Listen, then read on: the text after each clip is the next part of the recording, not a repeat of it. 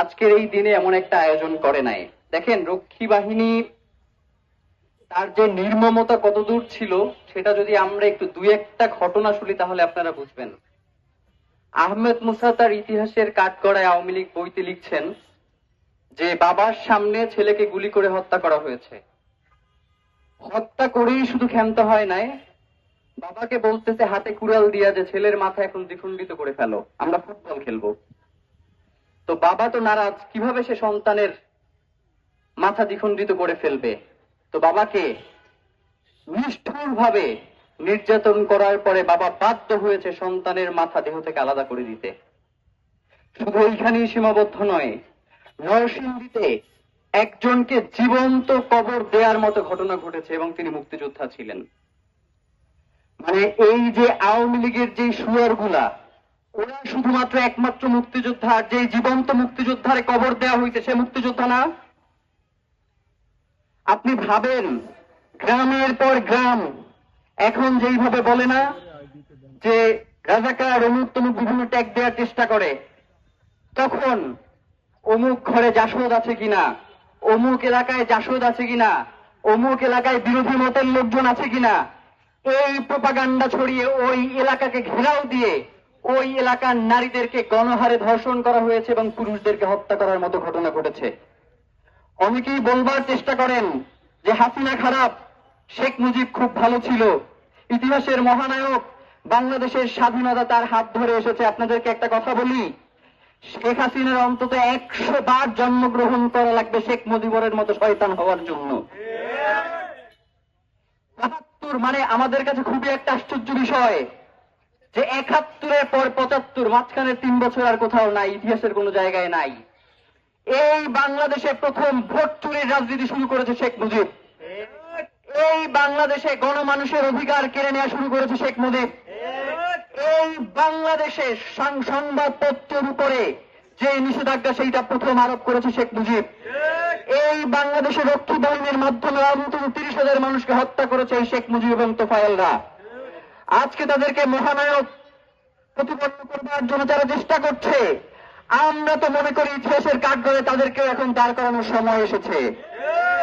জুলাই পরবর্তী বাংলাদেশে আমরা যদি এই রক্ষী বাহিনীর তল্পি বাহকদেরকে আসামির কাঠগড়ায় দাঁড় করাইতে না পারি, তাহলে আগামীর বাংলাদেশে আরেকটা যে রক্ষী বাহিনীর মতো বাহিনী গঠন করে বাংলাদেশের মানুষকে, জনসাধারণকে তার অধিকার থেকে বঞ্চিত করা হবে না, সেই আশঙ্কা মুক্ত না আমরা। প্রিয় ভাইয়েরা, আজকের এই দিনে আমরা ইনকিলাব মঞ্চের পক্ষ থেকে বাংলাদেশের বর্তমান সরকারকে 7টি দাবি জানিয়ে আমরা আমাদের আজকের যে মেইন প্রোগ্রাম গায়েবানা জানাজা ও দোয়া মোনাজাত সেটা শুরু করতে চাই। ইনকিলাব মঞ্চের পক্ষ থেকে বাংলাদেশের সরকারের কাছে 7টি দফা তুলে ধরছি। 1, রক্ষী বাহিনীর সকল গুম, খুন ও নির্যাতনের প্রকৃত ইতিহাস তুলে ধরতে একটি সত্য ঐতিহাসিক ন্যায় বিচার কমিশন গঠন করতে হবে। 2, রক্ষী বাহিনী ও সমান্তরাল ডেথ স্কোয়াডের সাথে জড়িত জীবিত অপরাধীদের বিচার এবং মৃত নীতি নির্ধারকদের রাষ্ট্রীয় সম্মাননা বাতিল ও তাদের নামে স্থাপনা পরিবর্তন করতে হবে। প্রিয় ভাইয়েরা, গতকাল আমরা যখন এই পোস্টটা দিলাম তখন আমাদেরকে বেশ কয়েকজন ফোন করেছেন। তারা আমাদেরকে জানিয়েছেন যে কারো দাদা এই রক্ষী বাহিনীর হাতে নির্যাতিত হয়ে মৃত্যুবরণ করেছেন, কারো বাবা এই রক্ষী বাহিনীর হাতে হত্যার শিকার হয়েছেন। আগামী 2-3 দিন পরে আমরা রক্ষী বাহিনী 72 থেকে 75 যেই অত্যাচার বাংলাদেশের মানুষের উপরে করেছে তার একটা আলোকচিত্র প্রদর্শনী আমরা এই শাহবাগে আয়োজন করব ইনশাআল্লাহ। দফা 3, রক্ষী বাহিনী থেকে শুরু করে হাসিনার আমল পর্যন্ত রাষ্ট্রীয় সন্ত্রাসের শিকার সকল নিহত নির্যাতিত পরিবারকে রাষ্ট্রীয় ক্ষতিপূরণ ও ফ্যাসিবাদের শিকার হিসেবে স্বীকৃতি দিতে হবে।